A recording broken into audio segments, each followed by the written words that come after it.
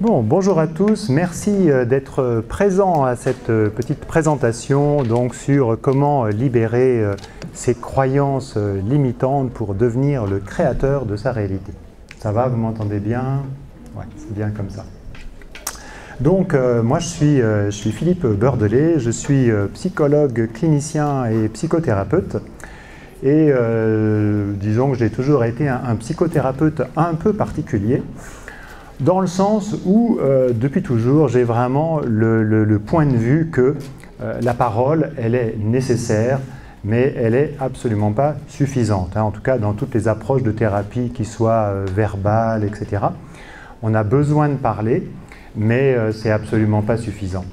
Parce que, c'est ce que j'aime bien raconter, que toutes nos systèmes, tout ce qu'on est finalement, on est constitué avec un ensemble de croyances, de points de vue qui bien souvent ne nous appartiennent même pas et qui sont gravés dans notre disque dur. Je vois un peu notre cerveau comme le disque dur d'un ordinateur. Tu peux y aller, Nawel, si tu veux. Ouais, vas-y, c'est lancé, c'est bon, super. Et voilà. Donc,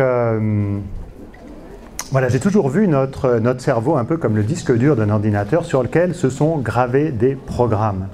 Et ces programmes, ils ne nous appartiennent même pas vraiment parce qu'ils viennent de notre histoire, de notre famille, de nos parents, des générations d'avant, ce qu'on appelle le générationnel, les mémoires générationnelles, et puis aussi de ce qu'on appelle l'inconscient collectif. On est programmé par toutes ces choses-là.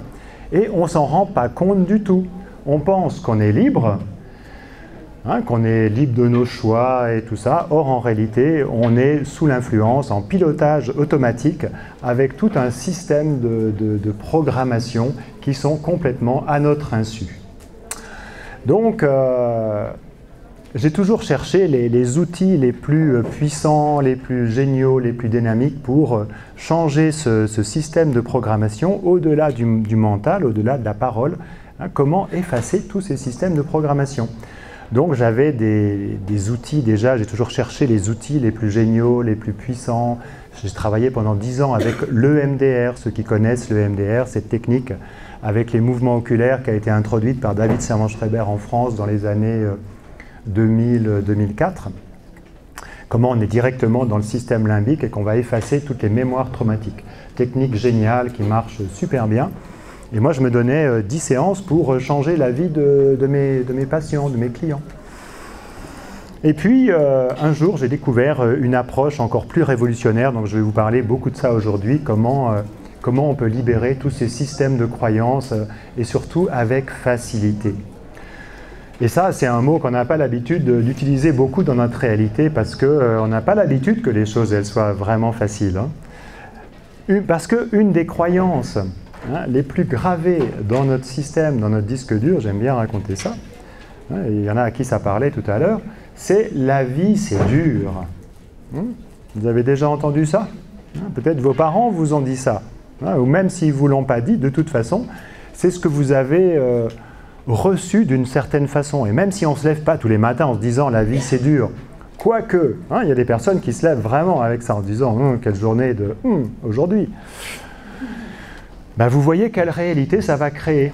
Parce que chacune de nos pensées, en fait, on crée notre réalité avec chacune de nos pensées. Ça, c'est le grand secret, que peut-être on sait un peu, mais qu'on n'a pas mesuré encore vraiment l'importance de ça.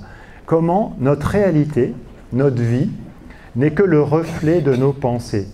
Tout ce qu'on pense va se manifester dans la réalité. Donc si vous commencez votre journée en vous disant qu'est-ce que ça va être dur cette journée, qu'est-ce que j'ai à faire et j'ai tant à gagner pour payer mes factures et puis comment je vais faire pour m'en sortir, vous voyez le genre de réalité que ça va créer.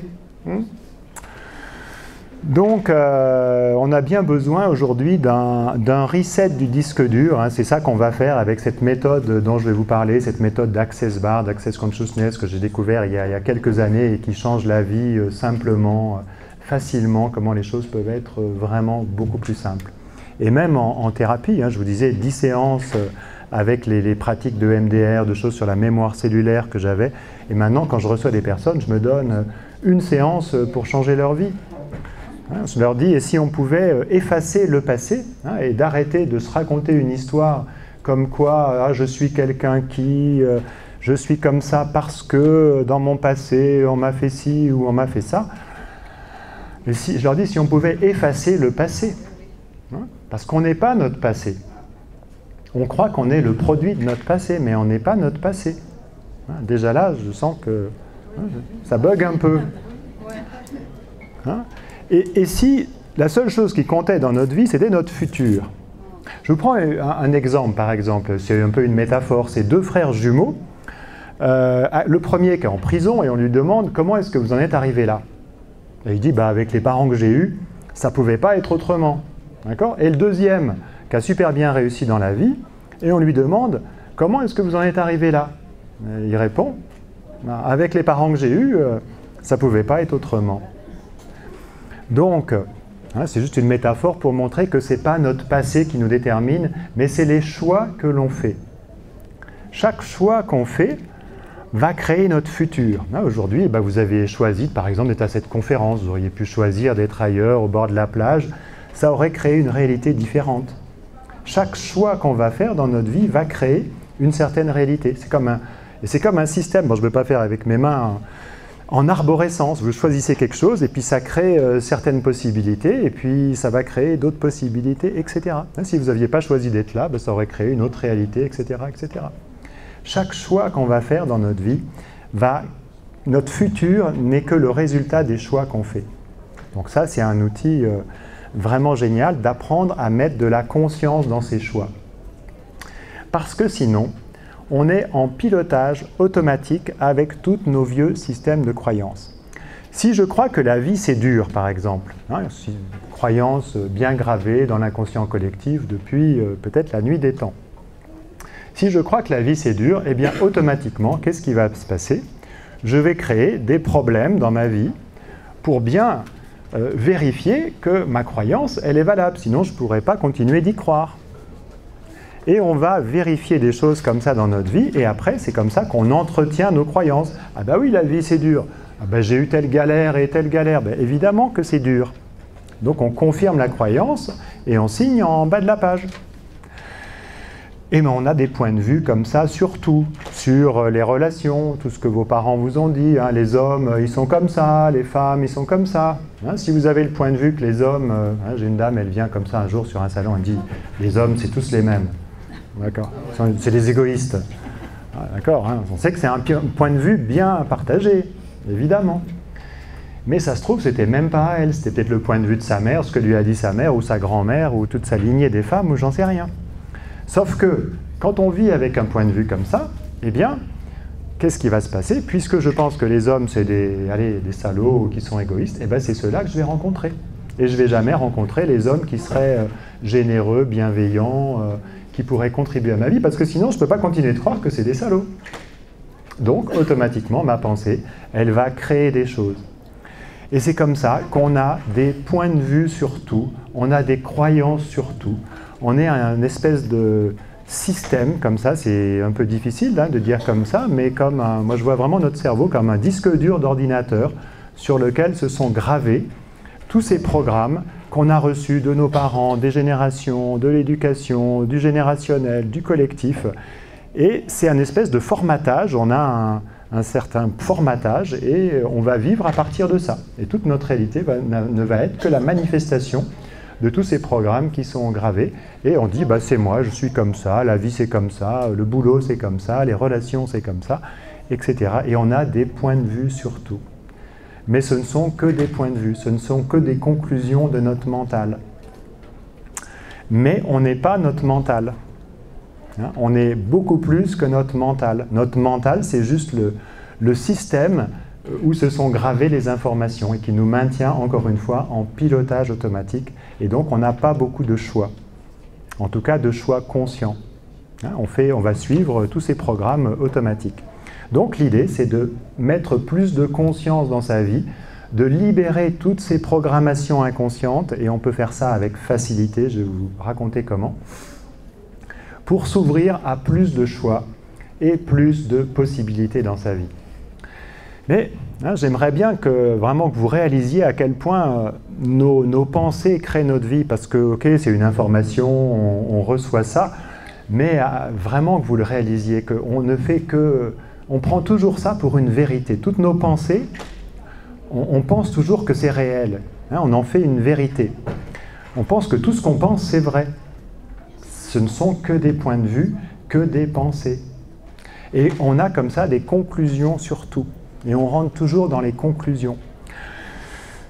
Par exemple, j'aime bien prendre ce petit exemple. Si je vous dis par exemple, où est-ce que le soleil s'est levé ce matin? Vous me dites? À l'est. Ok. Et ça, est-ce que c'est une croyance ou est-ce que c'est une réalité? C'est une réalité. Puisque je le vois depuis la fenêtre de ma chambre, évidemment que le soleil il se lève à l'est. Mais moi je vous dis c'est une croyance. Mais non, parce que le soleil il se lève pas. Ben oui. C'est la Terre qui tourne sur elle-même.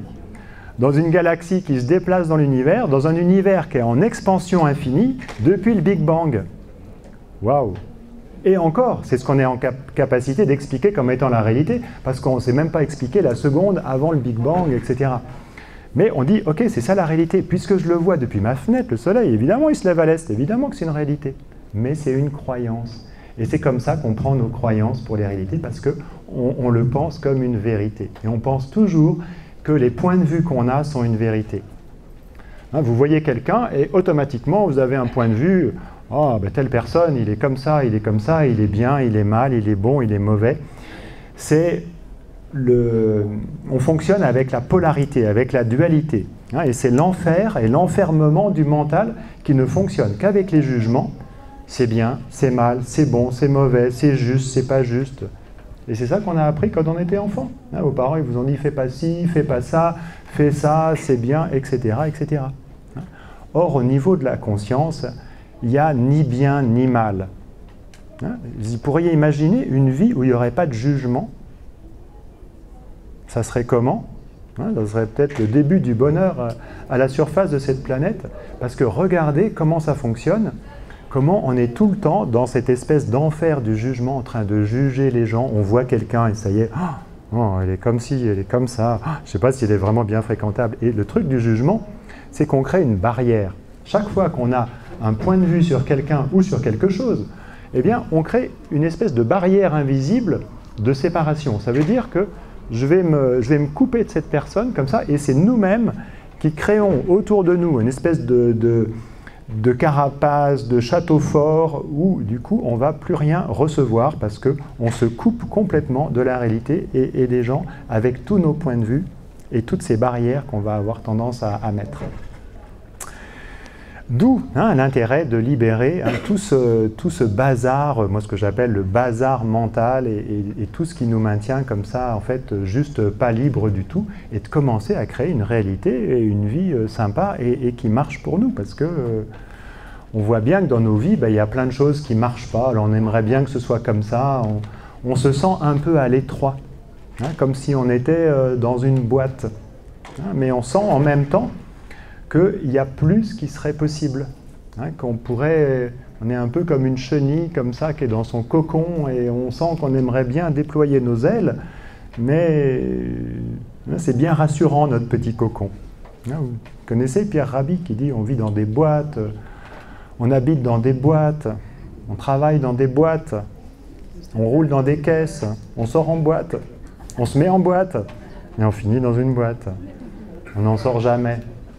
Donc, ça c'est cette réalité, c'est comme ça que ça marche dans cette réalité, et on a cru qu'il fallait s'adapter à cette réalité, il fallait se rendre à peu près normal, parce que le pire jugement qu'on ait, c'est déjà le jugement de nous-mêmes. Vous avez remarqué? Moi, en tant que thérapeute, pendant 20 ans, la croyance que j'ai entendue chez tous mes clients qui se sont assis dans mon fauteuil dans mon cabinet, c'est toujours la même histoire. Que ce soit des gens brillants, des médecins, des étudiants de la Sorbonne, des enseignants, des artistes, toujours la même croyance. Vous savez quoi? Je ne suis pas assez bien. Vous en connaissez des comme ça? On est tout le temps en train de se juger nous-mêmes. Oh, je ne suis pas assez bien, qu'est-ce que j'ai fait de mal et comment je peux être aussi nul, enfin des trucs comme ça. Okay, donc qu'est-ce que ça va créer ça dans la vie? Situation d'échec. Voilà, que des problèmes ou un tas de problèmes, pour rester poli. Donc, comment on pourrait sortir de ça? L'antidote que je donnais, pour sortir de cette croyance dans la dévalorisation, qui est une espèce de maladie mentale organisée à la surface de cette planète, c'est juste hallucinant. C'est comme si tout le monde croit qu'on n'est pas assez bien, alors qu'on est des êtres uniques, tous. Il n'y en a qu'un comme vous à la surface de la planète. Il n'y en a qu'un. On est des exemplaires uniques, chacun de nous. Vous avez déjà réalisé ça? Il n'y en a qu'une comme vous, il n'y en a qu'un comme moi, il n'y en a qu'une comme vous. Donc pourquoi ça, ce serait aussi tordu, aussi à réparer, etc., etc. Si on n'avait pas tant de problèmes que ça. Si on commençait à réaliser à quel point on est des êtres puissants, géniaux, avec plein de talents. Et donc l'antidote, pour sortir de ce jugement de soi que j'ai coutume de raconter, que je donnais à tous mes clients, que j'ai coutume de raconter dans mes conférences, c'est une nouvelle affirmation, je suis un cadeau. Et essayez de sentir ça et sentez ce que ça vous fait. Voilà, ça vous fait rire, ça vous fait du bien quand vous commencez à réaliser le cadeau que vous êtes. Imaginez, vous partez au boulot demain en allant à votre journée de boulot et au lieu de vous dire oh, quelle journée, je vais encore retrouver mes collègues, bon bref, et vous vous dites je suis un cadeau. Eh ben, vous allez avoir le sourire, vous allez commencer à avoir confiance en vous et les portes vont s'ouvrir tout naturellement parce que le cadeau, vous avez envie de l'offrir à tout le monde, vous avez envie que tout le monde déballe le cadeau et voit la merveille de qui vous êtes. Ouais, le cadeau! Et c'est pas un truc mental. Alors le truc, bon, c'est peut-être bien de se le répéter mentalement, mais c'est vraiment de le réaliser dans votre corps, dans votre être, dans vos cellules pour que ce soit pas que un truc mental. Et réaliser que le plus grand mensonge qu'on s'est toujours raconté, c'est qu'on n'est pas assez bien. C'est juste un mensonge de notre mental. Et c'est le truc qu'on s'est raconté. Et donc c'est réaliser que c'est juste un mensonge et que ce qu'on est réellement dans notre essence, dans notre être, dans notre fondement, c'est d'être un cadeau. Vous voyez que tous les gens, vous pouvez voir le cadeau que les gens, vos enfants ou vos maris, ou peut-être pas toujours, on voit peut-être pas toujours le cadeau que son compagnon est, parce qu'on a 2-3 points de vue sur lui ou sur elle. Mais regardez le cadeau que les gens sont dans votre vie, sauf qu'on ne voit pas le cadeau que nous, on peut être pour les autres. Donc commencez à réaliser ça et vous dire ça, je suis un cadeau. Et ce n'est pas de l'orgueil, et ce n'est pas de l'ego. Et même si c'était ça, à la limite, on s'en fout, parce que juste vous allez vous sentir mieux. Parce que dans cette réalité, on a appris, faut pas être trop, faut pas se montrer trop, sinon tu vas être orgueilleux. Et donc, c'est ça qu'on a appris.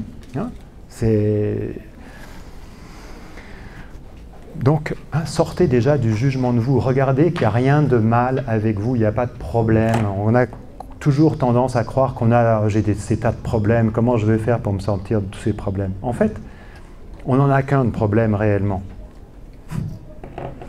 C'est qu'on est des êtres de conscience. On vient de la conscience. Un bébé qui naît, il est totalement dans la conscience. Il n'a pas de point de vue, ou pas trop en tout cas. Et du coup, on va juste rentrer dans les limites de cette réalité. Ce que je disais tout à l'heure, les petites boîtes, les clous de cette réalité. Pour ça, il faut se rendre normal. On va commencer à couper la conscience qu'on est pour commencer à essayer de se rendre normal dans cette réalité. Vous avez fait ça aussi. On a oublié qu'on est des êtres de conscience, on est des êtres infinis, on est des êtres incroyablement puissants. Mais il a fallu rentrer dans papa-maman qui nous disait ah ben ça c'est bien, ça c'est mal, etc., etc. Et puis l'école, et puis après le boulot, les études éventuellement, etc., etc. Et comment on a coupé notre conscience pour essayer de s'adapter à cette réalité qui ne fonctionne qu'avec des cases et des boîtes et du bien et du mal. Et encore une fois, dans la conscience, il n'y a ni bien ni mal. Il paraît que les gens qui meurent, qui reviennent, vous savez, ça arrive, il y a des gens qui font des morts cliniques, qui reviennent dans leur corps, ils racontent tous la même chose. Ils ont tous vu leur vie défiler en quelques minutes, sauf qu'ils voient tous les événements sans aucun jugement. Vous pouvez imaginer votre vie, regarder votre vie et avoir aucun jugement sur votre vie ou aucun jugement sur l'extérieur. C'est juste, notre mental, il peut même pas appréhender ça. Une vie sans jugement. C'est incroyable, hein, tellement notre mental, il a l'habitude de créer des jugements et tout ça. Et encore une fois, le jugement n'est jamais réel, c'est toujours un point de vue qu'on a par rapport à des systèmes de croyances où on a intégré ce qui est bien et ce qui est mal, et ce qui est bon et ce qui est mauvais. Et tout ça, encore une fois, c'est gravé sur notre disque dur. Donc, j'ai découvert une méthode, une approche qui est vraiment révolutionnaire en thérapie. Moi, donc, comme thérapeute, j'ai travaillé 20 ans, j'ai toujours cherché les outils les plus géniaux, j'ai parcouru la planète, j'ai fait de la méditation, du yoga pour ouvrir la conscience. Et puis un jour, j'ai un ami qui me parle d'une technique qui est arrivée en France comme ça. Il me dit, je vais apprendre la méthode des bars en une journée. Je dis, wow, ok, vas-y. Et vous voyez un peu les points de vue que je pouvais avoir en tant que psychologue à l'époque sur ce genre de truc, quoi. Et un jour, il me fait une séance et ça a été juste une ouverture de conscience incroyable, comme si on avait nettoyé les vitres et que d'un seul coup, je voyais clair, que c'était lumineux, expansé, c'était vibrant, c'était connecté à tout, c'était waouh, c'est quoi ce truc? Donc je veux apprendre ça, je veux faire ça pour mes clients, je veux cette énergie-là dans ma vie. C'était vraiment un truc incroyable, quoi. Jamais j'avais senti ça, alors que j'ai eu des initiations avec des maîtres à la méditation. Une petite séance comme ça, et je me retrouve dans cet état de conscience, c'était juste incroyable. Donc je suis venu apprendre cette technique au tout début où ça arrivait en France, et puis j'ai commencé à le faire pratiquement tous les jours dans mon cabinet avec mes clients, avec mes patients. Et voir les effets sur les gens et puis continuer à recevoir pour moi aussi. Et puis j'ai commencé à l'enseigner depuis 2014 et aujourd'hui, voilà, ça se développe dans tous les pays. J'ai arrêté d'être thérapeute et ça a amené un niveau de changement juste incroyable. Parce que tous ces points de vue qui sont gravés dans notre disque dur, ça crée toutes les limitations de notre vie. Hein, tout ce qu'on croit possible ou pas possible. Hein, si vous croyez que quelque chose est possible, alors ça devient possible. Si vous croyez que ce n'est pas possible, encore une fois, votre pensée, elle crée la réalité, ce n'est pas possible. Donc il y a un jeune coach, je ne sais pas si vous connaissez, qui s'appelle David Laroche, qui dit, lui, je ne sais pas ce qui est possible ou ce qui n'est pas possible, donc je fais comme si tout était possible. C'est juste génial. Donc à chaque fois qu'on pense que ce n'est pas possible, automatiquement, ce n'est pas possible. Donc tous ces systèmes de croyances, donc c'est quelqu'un qui a découvert, c'est un Américain qui s'appelle Gary Douglas, qui a découvert cette cartographie de points, 32 points sur le crâne. Alors, je ne sais pas si vous voyez bien au fond de la salle, mais chaque point correspond à quelque chose de précis. Il y a un point de la créativité. Donc, tous les points de vue qu'on a sur la créativité, qu'il faut avoir un don, moi, je ne suis pas quelqu'un de créatif, les gens qui créent, c'est des gens qui ont un don, qui sont doués en quelque chose. Il y a une fille sur mon stand, elle a reçu 3 séances. Au bout de 3 séances, elle s'est mise à faire des bustes en poterie, juste en terre, incroyables, des bustes de Rodin, des choses comme ça, mais une merveille. C'est pas une histoire, allez-y, elle va vous raconter son histoire. 3 séances, elle a développé une créativité extraordinaire. Donc ça va débloquer la créativité. Le contrôle, par exemple. Il n'y a pas de contrôleur ici, mais... vous en connaissez en dehors de cette salle. On a tous appris à contrôler, on n'a jamais appris à lâcher prise. On a tous les bouquins sur le lâcher prise sur notre étagère, on sait tous sur le lâcher prise, mais à quel moment on lâche prise? Je veux lâcher prise, absolument. Okay. C'est toujours du contrôle. Donc on ne lâche jamais prise. Parce que comme on a ce point de vue que la vie c'est dur, j'ai drôlement pas intérêt à lâcher prise, sinon qu'est-ce qui va m'arriver?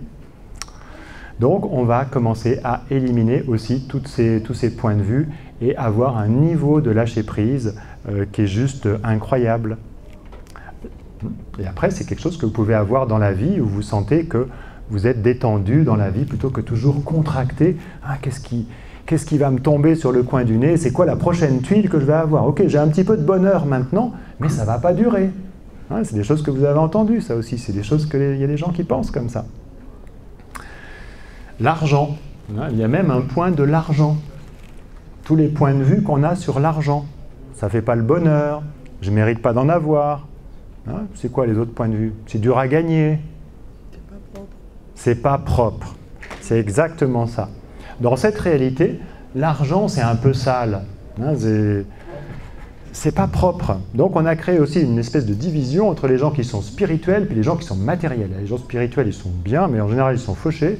Puis il y a les gens matérialistes, alors eux, ils en ont plein les poches, mais ils ne sont pas spirituels. Donc on a créé tous ces systèmes de division. C'est que des points de vue, des boîtes.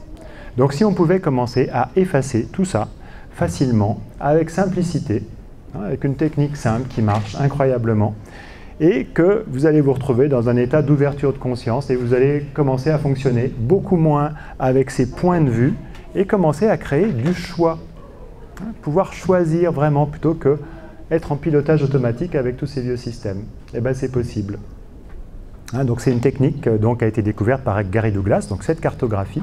Et ce qu'on va faire, c'est qu'on va activer ces points par polarité. Ils sont symétriques de chaque côté du crâne. Et donc on va juste poser les doigts. Moi, je ne peux pas trop montrer, mais on va juste poser les doigts sur ces points par polarité. Ni on masse, ni on appuie, ni on envoie une énergie. On fait que activer ce qu'on appelle une barre énergétique. C'est une connexion énergétique qui va se mettre en place, un peu comme une, j'aime bien prendre l'image d'une pile ou d'une batterie.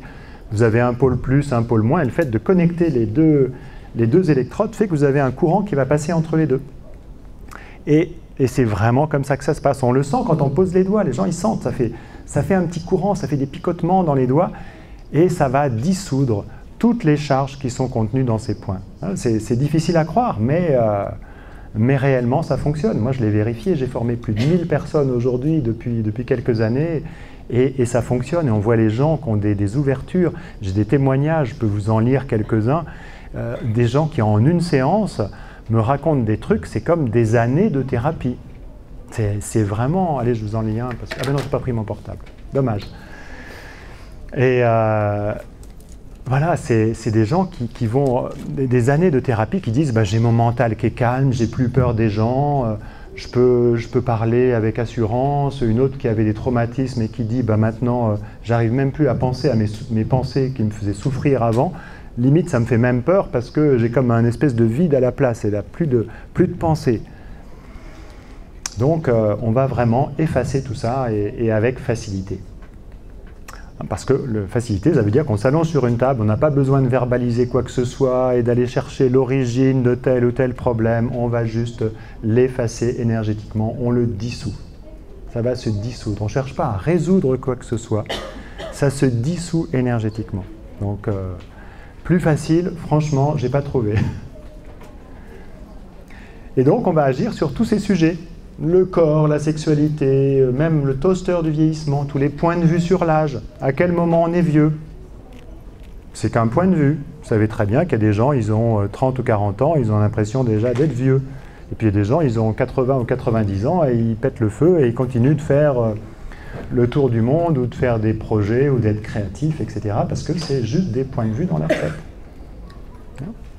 Donc on va éliminer tous les points de vue sur tous ces sujets-là. Et ça va commencer à créer une réalité différente. Le mental, il va être calme et vous allez commencer à pouvoir créer la vie avec du choix.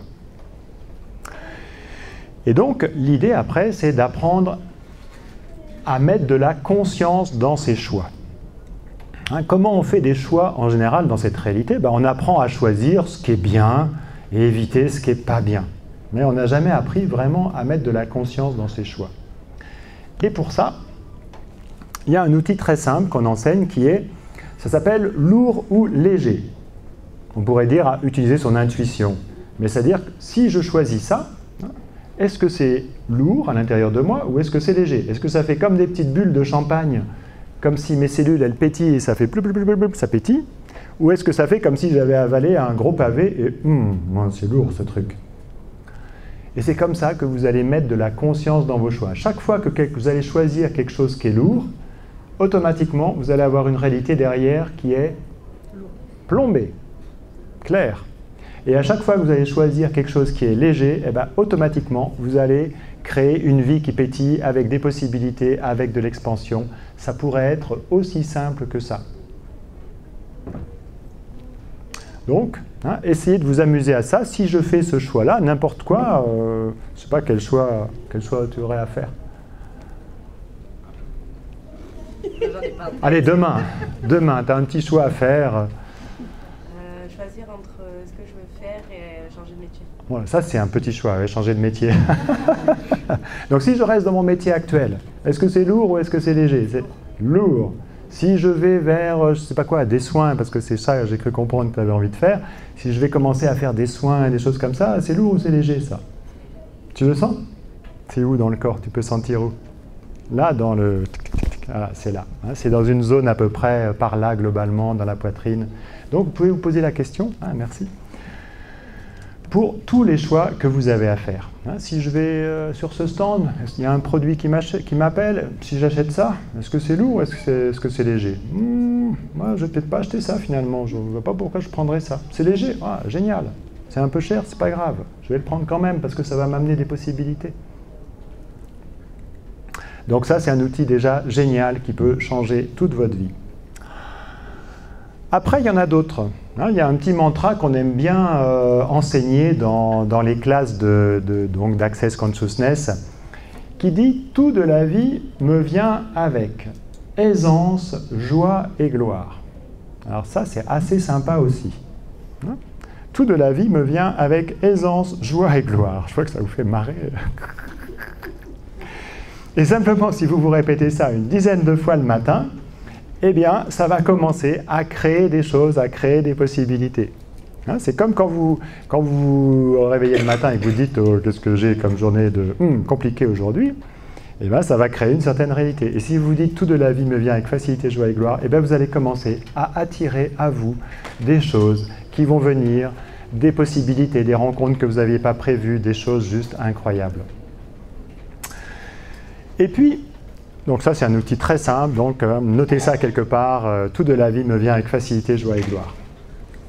Et un outil que j'adore aussi, qui peut aussi changer vraiment plein de choses dans votre vie vers plus de facilité, c'est d'apprendre à poser des questions à l'univers. Monsieur l'univers, il est beaucoup plus intelligent que nous et il a souvent des réponses à nos questions que nous, on n'a pas. Hein, parce que quand on a un problème, en général, quel que soit le problème, on rentre dans des conclusions tout de suite. « Ah, j'ai ce problème, pourquoi j'ai ça, comment je vais faire pour m'en sortir, etc. etc. » Et on commence à avoir des points de vue. Je vais vous prendre un exemple perso qui m'est arrivé ce matin.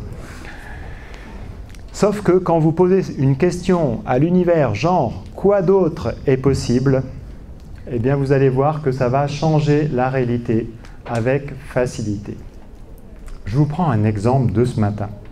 Ce matin, j'étais à Andoum, là au-dessus de Marseille, et je prends un Uber pour venir au salon. Je commande un taxi Uber, qui met 5-10 minutes à arriver. Le gars se gare 100 mètres plus loin que là où j'étais. Mauvaise adresse apparemment. Il m'appelle, je lui dis ben, « je suis 100 mètres derrière vous, reculez ». Au lieu de ça, il avance, il fait demi-tour, et il passe devant moi, comme ça en flèche. Ah, merci, super sympa. Et là, je commence à avoir 2-3 points de vue en me disant ah, vraiment, Uber, ça marche une fois sur deux, c'est chiant, ce truc. Je commence à être dans la contrariété. Et puis je dis ça, quoi d'autre est possible? Donc je rappelle évidemment un autre taxi qui arrive, qui met 10 minutes. Donc pendant 10 minutes, comme ça, je commence à avoir des points de vue, je vais être en retard et tout ça, c'est chiant, ces trucs, Uber et tout ça. Et arrive un gars qui m'emmène, et avec qui on commence à discuter. Et il me dit, vous allez au salon du bien-être? Je dis, bah oui. Il me dit, ah, c'est génial ça, c'est bien, qu'est-ce que vous faites? Donc je lui raconte un peu ce que je fais, la méthode des bars et tout ça. Il me dit, ah ben c'est extraordinaire, j'avais mal à la tête et simplement le fait que vous me parliez de ça, j'ai mon mal de tête qui commence à passer. Ok. Véridique, hein, c'est de ce matin. Et on continue à parler, tout ça. Il me dit « Ah, mais c'est vachement intéressant, donnez-moi des contacts. » Je dis « Ok, je vais vous donner ma plaquette, tout ça. » Puis après, on parle. Et il me dit « Moi, je vais retourner en Algérie, au bled. Je vais être loin dans la campagne. » Je dis « Mais vous allez faire quoi ?»« Oh, je vais élever mes poules et tout ça. » Je dis « Ok, ok. » Je dis « Mais venez apprendre une technique comme ça. Vous allez être le guérisseur de votre région et vous allez faire du bien à tout le monde. » Il me dit « Ah oui, génial. Ah oui, ça s'apprend en une journée. Donc... truc incroyable, quoi, improbable. La rencontre, juste géniale. Aussi bien pour lui que pour moi. Enfin, on a eu un moment de pur bonheur. Mais c'est passé par un truc qui ne marche pas. Et notre mental, bien évidemment, lui, il a toujours des conclusions. Ah ouais, mais ça ne marche pas, ce truc. Hein, donc, pourquoi ci, pourquoi ça? Donc, vous avez compris, hein, avec cet exemple, posez des questions, quoi d'autre est possible, et vous allez voir que l'univers, qui est beaucoup plus intelligent que nous, il nous envoie toujours les choses parfaites pour nous, même si ce n'est pas toujours la forme qu'on imagine que ça devrait prendre. Hein, des fois, il y a des trucs dans notre vie qu'on n'a pas vraiment envie que ça arrive, et pourtant ça arrive. Donc c'est nous qui l'avons créé. Hein, parce qu'en tout cas, hein, ça c'est dur à entendre aussi des fois, que c'est nous qui avons créé tout ça. Hein. Moi je préfère en tout cas croire que je suis le créateur de ma vie à 100% avec mes pensées, parce que là au moins j'ai le pouvoir. J'ai le pouvoir total. Si je crois que je suis victime, qu'il m'arrive des choses, j'ai attrapé une maladie, ah, pas de chance. J'ai eu un accident, ah zut, pas de chance. Ma femme m'a quitté, ah là, quel manque de chance. Au Maroc, ils disent même, il paraît, c'est la porte qui m'a tapé dans l'œil. Pas de chance. On est victime, on a zéro pouvoir, d'accord? Donc moi, je préfère en tout cas croire que je suis le créateur absolu de ma vie, parce que s'il y a des choses qui ne marchent pas dans ma vie, eh bien au moins j'ai le pouvoir de le changer. De regarder en moi, on peut poser la question, qu'est-ce que je dis ou pense qui crée cela? Vous ne cherchez pas de réponse. Hein, ce n'est pas une réponse mentale, on ne s'adresse pas à notre mental. Qu'est-ce que je dis ou pense qui crée ce truc? Et vous allez voir que peut-être quelqu'un vous dit quelque chose, ou c'est une prise de conscience que vous allez avoir, ou quelqu'un vous donne une information qui va être la réponse à votre question. Mais au moins, ça veut dire que vous avez le pouvoir de le changer. On n'est pas des victimes, on est vraiment des créateurs hyper puissants. On crée tout dans notre vie. Et s'il y a des choses qui ne marchent pas dans notre vie, c'est parce qu'on l'a créé avec notre inconscient. Évidemment que personne n'a envie d'avoir créé une maladie, personne n'a envie de créer une relation qui ne marche pas, personne n'a envie de créer des problèmes avec l'argent. Mais si on crée tout ça, c'est parce qu'on a encore une fois tous ces points de vue, toutes ces croyances limitantes, que l'argent ça ne fait pas le bonheur, etc. etc. Donc c'est l'inconscient qui crée. Le conscient, hein, si on prend l'image de l'iceberg, vous voyez, la partie émergée de l'iceberg, c'est notre conscient. Hein, mais c'est 10% la partie émergée de l'iceberg. 90% est en dessous du niveau de la mer. Et c'est ça l'inconscient. Et tous les programmes, ils sont gravés là, dans l'inconscient. Donc, on n'en est absolument pas conscient. Et après, il va se passer des choses dans notre vie, sauf que c'est nous qui l'avons créé avec nos programmes inconscients. C'est la magie de cette phrase de Jung. Si certains connaissent ce grand psychanalyste suisse qui s'appelait Carl Gustav Jung, qui dit une phrase géniale, il dit « Tout ce qui ne parvient pas à la conscience revient sous forme de destin ». Waouh! Je vous la refais, je vous laisse méditer 2 secondes là-dessus. Tout ce qui ne parvient pas à la conscience revient sous forme de destin. C'est-à-dire que tout ce dont je ne suis pas conscient, on le projette à l'extérieur, inconsciemment, hein, et ça me revient comme un destin du monde extérieur. Un accident, par exemple, peut-être que c'est ma propre agressivité dont je n'ai pas pris conscience, ou quelqu'un qui m'agresse dans la rue, eh bien, c'est peut-être juste le miroir de ma propre agressivité que je n'ai pas reconnue. Quelqu'un qui me juge, bah, c'est peut-être parce que j'ai des jugements et que ça me revient de l'extérieur. Ah, c'est pas grave, remettez le cadrage, tout va bien. C'était juste pour changer un petit peu le point de vue, voilà. Parce qu'on parle de changer les points de vue. Donc voilà un petit peu hein, l'essence de ce que je voulais vous faire toucher du doigt, comment on est le créateur inconscient de notre vie, et que finalement, si on veut plus de bonheur, eh bien, c'est de mettre de plus en plus de conscience, de se libérer de tous ces programmes automatiques, et puis de faire des choix, d'essayer de choisir les choses qui marchent dans notre vie en mettant de la conscience là-dessus. Encore une fois, lourd ou léger. Et puis d'apprendre 2-3 petits outils sympathiques comme ça, qui peuvent éventuellement changer votre vie. Donc, peut-être, on a encore un petit temps, mais peut-être vous avez déjà des questions ou pas de questions. On change encore de point de vue? Ah non, ça va. Ok. Votre méthode, c'est que par rapport au toucher, pas les paroles en plus. Ben voilà, parce que la parole, c'est ce que je disais au début de la conférence, la parole, elle est nécessaire, mais elle n'est pas suffisante. Hein, parce que la parole, vous allez toujours être dans les choses que vous connaissez. Parce que moi, je fais de l'EFT. Ouais. On est au-delà de... Je connais très bien l'EFT, ça faisait partie des outils que j'utilisais, le MDR, l'EFT, la mémoire cellulaire, en allant chercher les programmes avec la kinésio et tout ça. On est vraiment au-delà de l'EFT. L'EFT, on est encore en train de régler un problème. On traite tel problème, etc. etc. Je connais très bien ça. Là, on n'est plus vraiment en train de traiter un problème, on est en train d'ouvrir la conscience, en quelque sorte. C'est-à-dire que un problème, c'est parce qu'on adhère, on s'identifie toujours à quelque chose. Donc, ce qu'on va faire, c'est comme si on ouvre une porte, en quelque sorte, vers l'espace d'être qu'on est vraiment. Si vous recevez une séance, vous allez sentir d'un seul coup, vous vous sentez bien, vous vous sentez en paix, vous vous sentez d'un seul coup plus joyeux, plus... Et vos problèmes ou les trucs qui vous limitent, vous regardez ça et vous dites « Oh là là, j'ai plus trop envie de rentrer là-dedans, j'adhère plus trop à ça. » L'image que j'aime bien prendre, vous voyez, une autre image, j'aime bien penser en image, c'est comme quand vous traversez la couche de nuages en avion.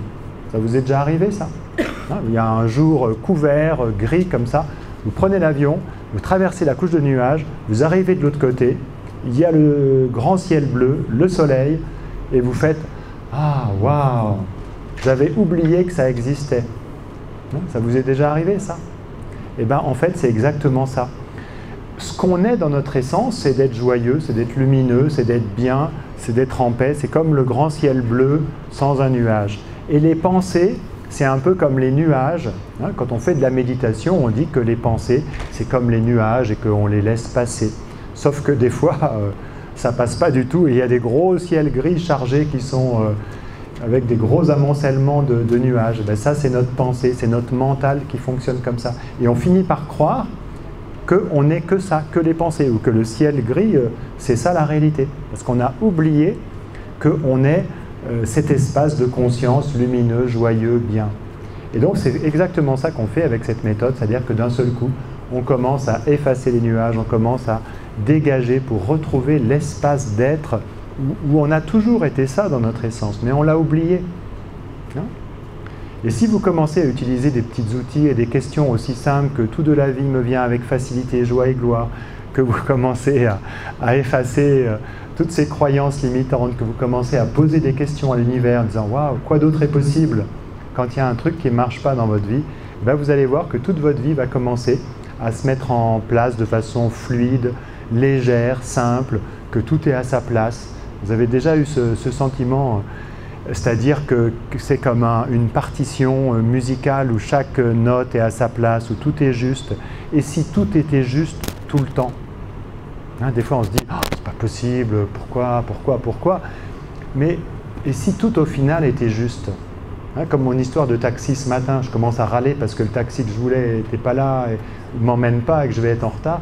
Et finalement, si tout était juste, s'il n'y avait jamais autant de problèmes que ça, ça change le point de vue qu'on peut avoir sur la réalité.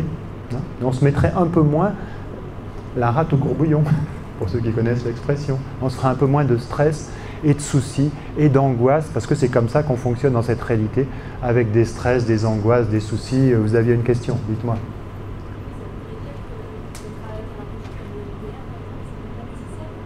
Et ben voilà. Et ben voilà. Le travail avec le MDR, par exemple, pourrait ne pas être nécessaire. Je ne fais plus de MDR parce qu'effectivement, c'est un travail qui est un peu douloureux, c'est-à-dire qu'on revisite le traumatisme. Il y a toute la charge du traumatisme qui remonte. Et là, il n'y a aucun besoin de prendre conscience de quoi que ce soit. Ça s'efface automatiquement. C'est pour ça que c'est une révolution, parce qu'on a tellement appris qu'en thérapie, il faut en baver aussi pour arriver à se libérer de quelque chose. Il faut des années de thérapie, et beaucoup de larmes, et beaucoup de Kleenex, et si ça pouvait être plus simple que ça. Et c'est possible. J'ai un témoignage, je vous ferai lire tout à l'heure si vous venez sur le stand. On est en I19, je ne l'ai pas dit, si vous voulez recevoir des séances ou tout ça. Je vous ferai lire le témoignage d'une dame qui a fait une séance comme ça, qui avait beaucoup de traumatisme. Elle a reçu une séance de barre comme ça, et elle dit vraiment, mais j'arrive plus à penser à mes traumatismes, j'arrive plus à souffrir, et limite ça lui fait peur, parce qu'elle est dans un espace où il n'y a plus de pensée, quoi. C'est un truc, alors depuis, je sais qu'elle va très bien, ça fait 3 mois, elle s'est habituée au bonheur, parce qu'on s'habitue au bonheur, hein. Mais au début, c'était vraiment un espèce de choc, un changement de repère, et effectivement, on n'a pas besoin de souffrir. Si on pouvait commencer à créer une réalité différente dans cette réalité, parce que regardez cette réalité, regardez ce que ça nous propose. Je comprends que des jeunes de 20 ans n'aient pas envie de vivre dans cette réalité, parce que c'est quoi l'avenir, quoi? On va gagner de l'argent pour payer des impôts, et puis souffrir, et puis avoir un petit peu de plaisir, et puis c'est pas très intéressant, quoi. Si on pouvait commencer à créer une réalité, moi, mon point de vue, en tout cas, c'est ce à quoi je crois, c'est ce qui me motive et c'est ce qui fait que je fais toutes ces formations, ces conférences, parce que j'ai le point de vue qu'un jour, ce sera normal d'être heureux sur cette planète. Hein, que peut-être dans, je ne sais pas combien, je ne veux pas fixer de temps, mais 10 ans, moins, plus, j'en sais rien. Mais qu'un jour, ce sera juste normal d'être heureux sur cette planète et d'avoir des relations qui marchent et d'être dans l'abondance plutôt que dans le manque et vous voyez, dans la rivalité. J'en sais rien combien de temps ça va prendre, mais sinon, vous voyez, cette réalité, c'est que des drames et des traumatismes et des guerres, et on n'en peut plus. On a besoin que les choses changent. Alors la bonne nouvelle, c'est que c'est en train de changer. Hein, il y a tout un mouvement, ce qu'on appelle un nouveau paradigme qui est en train d'émerger. Il y a plein de jeunes, de gens qui s'éveillent à autre chose. Donc il y a un espèce de vieux monde qui est en train d'agoniser comme ça, gentiment, avec tous ces vieux mécanismes. Et puis il y a vraiment l'émergence de quelque chose, même si on n'en parle pas dans les médias, parce que les médias, ils sont faits pour nous maintenir dans la matrice de cette réalité. Okay. Dites-moi. Comment ils l'ont trouvé? Ben ça, c'est... Voilà, ils l'ont reçu de l'univers. C'est en fait le fondateur d'Access, c'est ni un thérapeute, ni c'est quelqu'un qui avait résisté à sa médiumnité pendant toute sa vie. Puis ben, quand on résiste, ben, on n'est pas très heureux, et à un moment donné, il a décidé d'accueillir ça et d'accepter ça, et il a commencé à recevoir des informations extrêmement précises, et c'est comme ça qu'il peut dire que tel point c'est le point de l'argent, tel point c'est le point de la créativité, parce que comment on peut dire ça? C'est pas une construction scientifique, hein. Même s'il y a des scientifiques maintenant qui se sont un peu penchés sur la question. Il y a un Américain, un neuroscientifique américain qui a fait des études. Il mesure les électroencéphalogrammes avant et après une séance, et il voit les effets et il dit mais c'est incroyable, j'ai jamais vu ça, même chez des gens